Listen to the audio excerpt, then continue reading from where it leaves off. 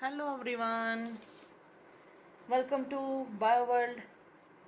આજે આપણે દ્વિઅંગી એમાં પ્રજનન વિશે અભ્યાસ કરીશું.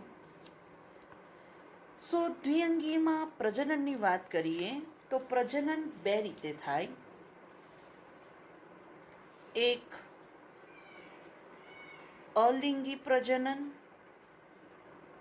જેને બેટા એસેક્સ્યુઅલ રિપ્રોડક્શન કહેવાય, અને બીજું છે લિંગી પ્રજનન, જેને સેક્સ્યુઅલ રિપ્રોડક્શન કહેવાય.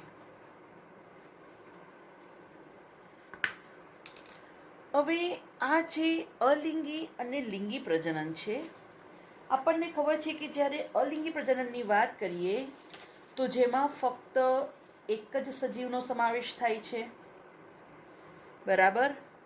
અલિંગી પ્રજનન જે અવખંડન દ્વારા, જેને ફ્રેગમેન્ટેશન કહેવાય, ટુકડો તૂટે અને નવા દેહનું નિર્માણ કરે. ત્યાર પછી કુડમલી દ્વારા થાય છે. એ શામાં જોવા મળે તો લીવર વોટ્સમાં પ્યાલા જેવી રચનાની અંદર કલિકા થાય છે, કુડમલી કલિકા. આ ઉપરાંત પુનઃસર્જન, એના દ્વારા પણ અલિંગી પ્રજનન થાય છે. અપસ્થાનિક કલિકાઓ, જે રિકિસ્યા હોય એની સપાટી પર જ આવી આખી નવી કલિકા બને, અપસ્થાનિક કલિકાઓ દ્વારા પણ અલિંગી પ્રજનન થાય છે. અને ખાસ યાદ રાખજો, પ્રતંતુ પ્રોટોનીમા જે મોસમાં જોવા મળે છે, કે જેમાં બીજાણુનું અંકુરન થઈ અને આવો ભૂપ્રસારી કોષો વિકાસ પામે છે, એના દ્વારા પણ અલિંગી પ્રજનન જોવા મળે છે. બીજું વાત કરીએ લિંગી પ્રજનન. ખાસ યાદ રાખજો, લિંગી પ્રજનન અંડજન્યુક પ્રકારનું. અંડજન્યુક પ્રકારનું એટલે લિંગી અંગોમાં પુજન્યુ અને માદાજન્યુનું નિર્માણ થાય છે, બરાબર. અંડજન્યુક પ્રકારની વાત કરીએ તો ખાસ યાદ રાખજો, જે નર લિંગી અંગ છે એને કહેવાય પૂજન્યુધાની, જેને એન્થ્રીડિયમ કહેવાય.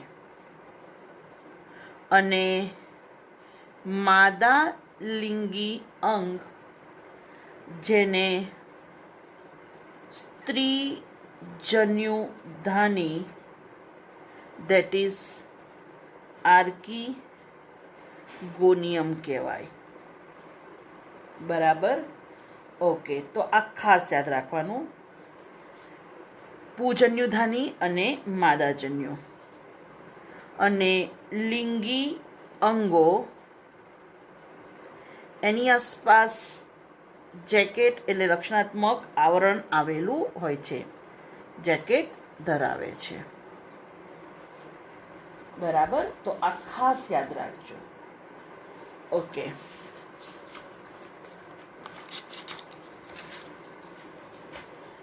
બીજું ધ્યાન રાખવાનું છે કે વનસ્પતિ દેહ સુકાઈ જેવો હોય છે. સુકાઈ પથરાયેલા અથવા ટટાર હોય. મૂળ નથી પણ મૂળ જેવા મૂલાંગો હોય છે, અને મૂલાંગો એકકોષીય પણ હોઈ શકે અથવા બહુકોષીય પણ હોઈ શકે. શાખિત પણ હોય, અશાખિત પણ હોય. અને આ જ મૂલાંગો આધારક સાથે જોડવામાં મદદ કરે છે, બરાબર. તો ખાસ યાદ રાખજો. ઓકે, હવે સૌથી અગત્યની વાત કરીએ તો તમને આગળના લેક્ચરમાં મેં કીધું હતું કે જ્યારે આપણે વાત કરીએ છીએ દ્વિઅંગી, તો દ્વિઅંગીમાં જન્યુજનક અવસ્થા જે પર્ણીય હોય છે અને જે મુખ્ય હોય છે. સો જન્યુજનક અવસ્થા મુખ્ય છે, બરાબર, એકકીય છે, અને જન્યુ ઉત્પન્ન કરે, જે પણ અવસ્થા જન્યુ ઉત્પન્ન કરે એને કહેવાય જન્યુજનક. હવે આ જે દ્વિઅંગી વનસ્પતિ છે એમાં લિંગી અંગો બહુકોષી છે. સો લિંગી અંગો બહુકોષી હોય છે. આ લિંગી અંગો જે બહુકોષી છે, જેમાં નર લિંગી અંગ એને કહેવાય પુજન્યુધાની અને માદા લિંગી અંગ એને કહેવાય સ્ત્રીજન્યુધાની. હવે આ જે પુજન્યુધાની છે, આ પુજન્યુધાની જેમાં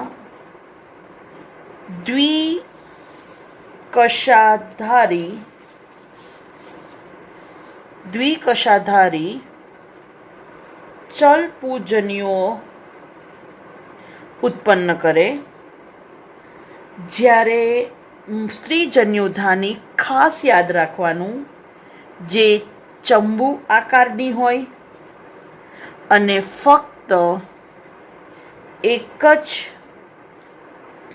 અંડકોષ ઉત્પન્ન કરે. તો પહેલો તો ખબર પડી જાય, ચલ પૂજનીઓ બહુ બધા ઉત્પન્ન થાય, વધારે ઉત્પન્ન થાય, જ્યારે અંડકોષ ફક્ત એક જ ઉત્પન્ન થાય.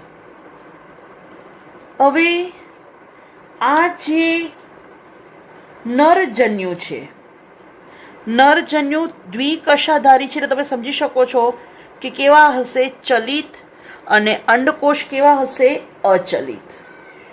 તો આ ચલ પૂજન્યુ, આ પૂજન્યુ મુક્ત થાય છે ક્યાં? પાણીમાં. સો એ પાણીના માધ્યમ દ્વારા અંડકોષ સાથે જોડાય છે. સો ફલન માટે પાણીનું માધ્યમ અનિવાર્ય, બરાબર. તો ચલ પૂજન્યુઓ અંડકોષ સાથે જોડાશે, ફલન થશે, ફલન થશે એટલે રચાશે ફલિતાંડ, ઝાયગોટ. હવે એકકીય પૂજન્યુ, એકકીય અંડકોષ ફલન થાય તો ફલિતાંડ રચાય. એ કેવું હોય? દ્વિકીય હોય. ફલિતાંડ કેવું હોય? દ્વિકીય હોય, બરાબર. હવે આ જે ફલિતાંડ છે એમાં તૈયારીમાં અર્ધીકરણ નથી થતું. કેમ? કારણ કે અર્ધીકરણ થયું અને સમજી લો કે 4 એકકીય બીજાણુ બન્યા પણ ખરા, પણ એ બધા જ વિકાસ પામશે એની કોઈ ગેરંટી હોતી નથી. એટલે અહીંયા તૈયારીમાં અર્ધીકરણ થતું નથી, અને આ ફલિતાંડ જે વિકાસ પામે છે અને બહુકોષીય દેહ બનાવે, જેને કહેવાય બીજાણુજનક કહેવાય. બીજાણુજનકની વાત કરીએ તો બીજાણુજનક એ મુક્તજીવી નથી, પરંતુ તે પ્રકાશ સંશ્લેષી જન્યુજનક સાથે જોડાયેલા રહે છે અને તેમાંથી પોષણ મેળવે છે, બરાબર. તો બીજાણુજનક અવસ્થા હમણાં જ મેં તમને કીધું પહેલાં જ કે એ જન્યુજનક અવસ્થા પર આધારિત છે. જન્યુજનક અવસ્થા પર્ણીય છે અને એ પ્રકાશ સંશ્લેષી છે, એટલે ખોરાક બનાવે છે. અને આ જન્યુજનક પર કોણ આધારિત છે? બીજાણુજનક અવસ્થા. બીજાણુજનક અવસ્થા. બીજાણુજનક અવસ્થાના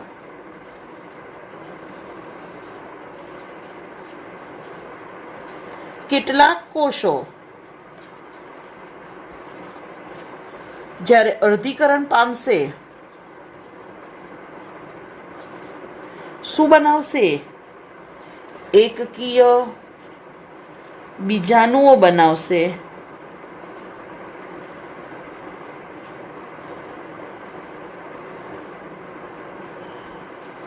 અને આ બીજાણુઓ અંકુરિત થઈ જન્યુજનક ઉત્પન્ન કરે છે. એટલે આ જ બીજાણુ બરાબર જ્યારે અર્ધીકરણ થાય અને એ જ્યારે વિકાસ પામે, અગેન જન્યુજનક અવસ્થા, જન્યુ પાછા બે અલગ અલગ બીજાણુ મતલબ કે જન્યુ બનાવે, નર જન્યુ, માદા જન્યુ, અને આવી રીતે ચક્ર ચાલ્યા કરશે. બરાબર. સો આ ખાસ યાદ રાખવાનું છે. અહીંયા પૂજન્યુધાની, સ્ત્રીજન્યુધાની, પૂજન્યુ, જન્યુજનક અવસ્થા, બીજાણુજનક અવસ્થા, આ શબ્દો ખાસ ધ્યાનમાં રાખવાના છે. તો ચલો આ શબ્દો ફરી એકવાર થોડાક સમજાવી લઉં રિવિઝન માટે.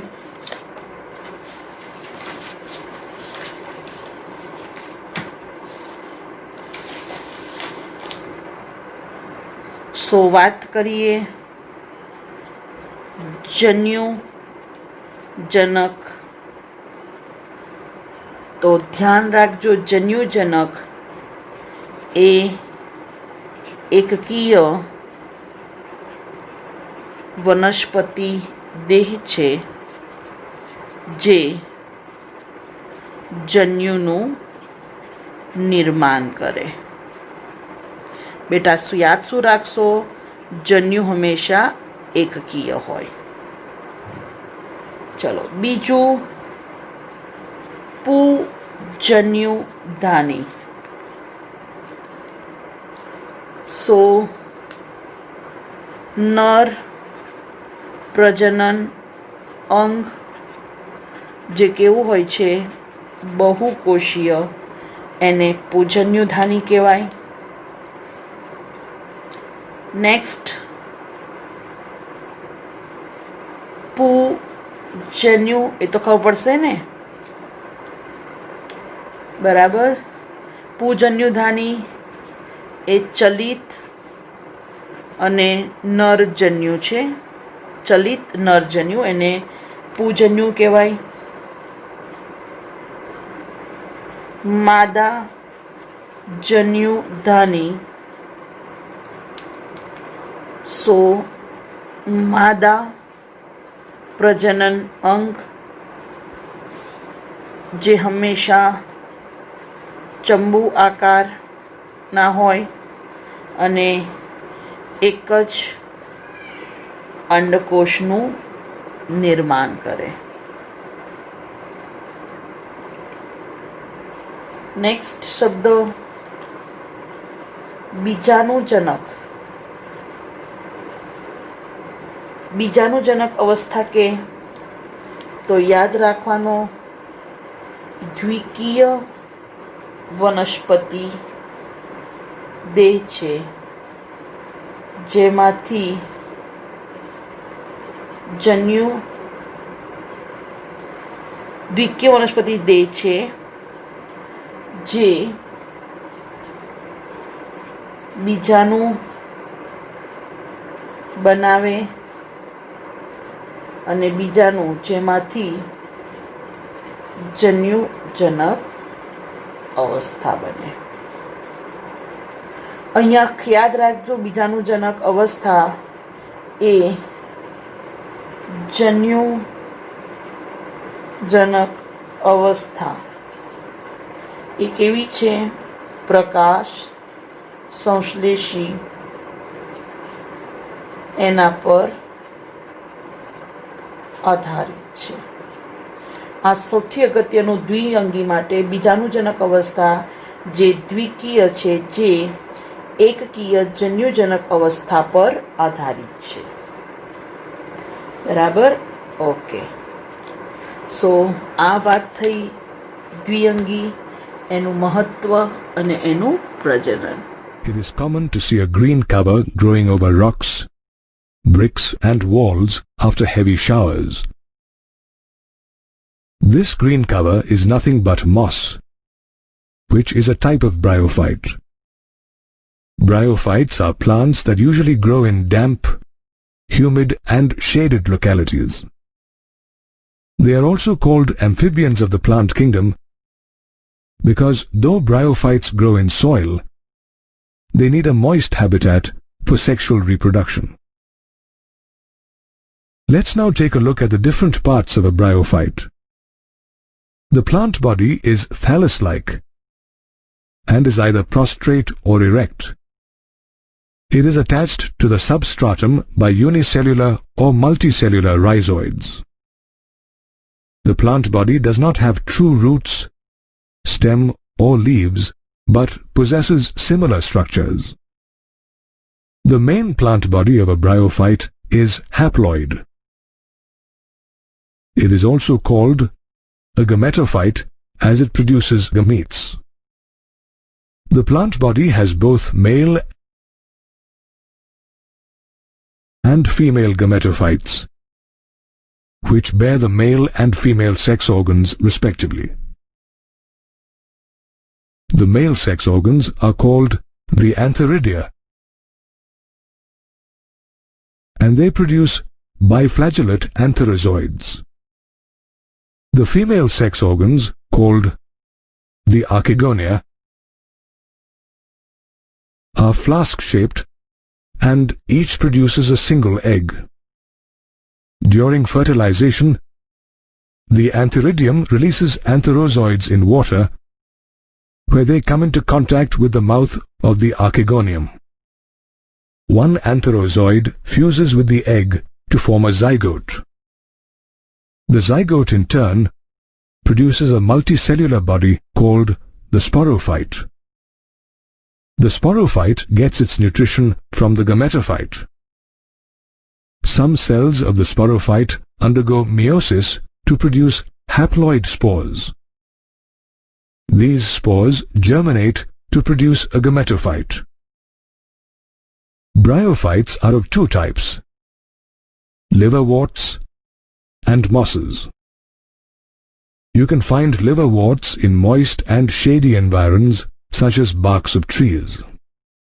The plant body, a thallus, is dorsiventral and oppressed to the substrate. However, in the case of leafy liverworts, the plant body bears tiny leaf-like appendages in two rows on the stem-like structures.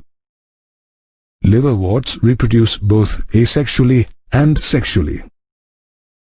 In the case of asexual reproduction, we observe fragmentation of the thallus. Asexual reproduction also occurs when gametes are formed. They are green, multicellular, asexual buds that separate from the parent and develop into new individuals. They develop in small receptacles called gemma cups located on the thallus. In the case of sexual reproduction, the male and female sex organs are produced either on the same or on different thallus. Mosses are another type of bryophytes. Funaria, Polytrichum, and Sphagnum are some common species of moss. A moss undergoes several stages in life, wherein the gametophyte stage is the most predominant one. The gametophyte stage has two substages, protonema and leafy stage. In the protonema stage, the spore develops into a protonema, a thread-like chain of cells. The protonema is creeping, green, branched, and filamentous. The second stage is the leafy stage, where the primary protonema develops into the secondary protonema as a lateral bud. The buds consist of upright, slender axes that bear spirally arranged leaves attached to the soil through branched rhizoids. The sexual organs develop during the leafy stage. Mosses reproduce vegetatively and sexually. Vegetative reproduction is by fragmentation and budding in the secondary protonema. In sexual reproduction, the male and female sex organs are produced at the apex of the leafy shoots. Let's now look at the uses and importance of bryophytes. Moss such as sphagnum provides peat, which is used as fuel. Moss also form a dense mat, thereby allowing rainwater to percolate into the ground. This prevents rainwater from running off and the subsequent soil erosion. Bryophytes such as moss are also ecologically important as, along with lichens, they are always the first to colonize rocks. Moreover, they decompose the rocks and make the area suitable for the growth of higher plants. Thus, we have seen that bryophytes have several uses.